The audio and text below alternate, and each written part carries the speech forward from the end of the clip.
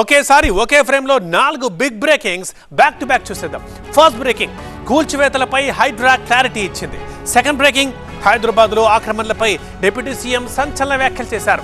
Third breaking, December నుంచి అమరావతి పనులు మొదలవుతాయని మంత్రి నారాయణ చెప్పారు. ఇక ఫోర్త్ బ్రేకింగ్, ఛత్తీస్గఢ్ రాయ్పూర్లో అధికారుల కీలక సమావేశం. రైట్, ఇక ఒక్కొక్క బ్రేకింగ్ ని డీటెయిల్ గా చూద్దాం.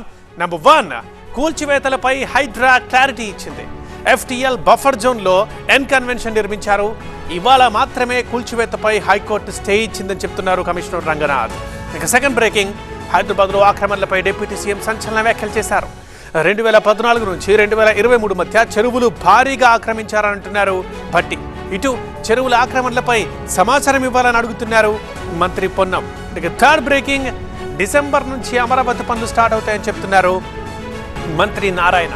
వచ్చే నెల మొదటి వారంలో IIT నిపుణుల నివేదిక వస్తుంది. నివేదిక రాగానే కొత్తగా టెండర్లు పిలుస్తామంటున్నారు మంత్రి. ఇక fourth and last breaking, Chhattisgarh రాయ్పూర్లో అధికారుల కీలక సమావేశం జరిగింది.